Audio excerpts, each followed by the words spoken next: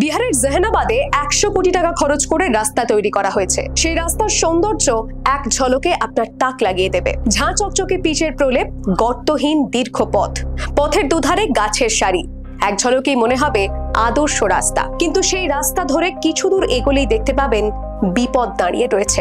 রাস্তার একেবারে মাঝ বরাবর দাঁড়িয়ে রয়েছে একের পর এক বিরাট গাছ, এবং সেই গাছকে ঘিরেই তৈরি হয়েছে রাস্তা। এবং সেই সিদ্ধান্ত নিয়েছে জেলা প্রশাসন।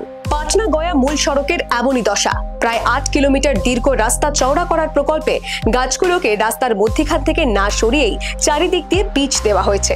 ফলে সেই রাস্তায় চলাফেরা এখন যেন এক বাস্তব জীবনের ভিডিও গেম। ডাঁই বাঁয়ে ঘুরে গাছ এড়িয়ে চালাতে হচ্ছে গাড়ি, আর তার জন্য জ্যাম তো বটেই, দুর্ঘটনাও ঘটছে নিয়মিত।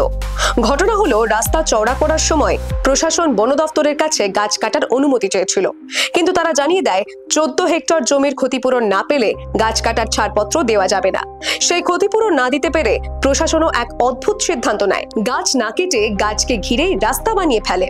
সবচেয়ে উদ্বেগের বিষয় হলো, এই গাছগুলি এক লাইনে দাঁড়িয়ে নেই।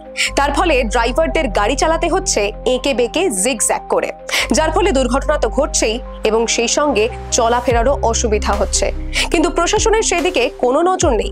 Bureau report, the wall.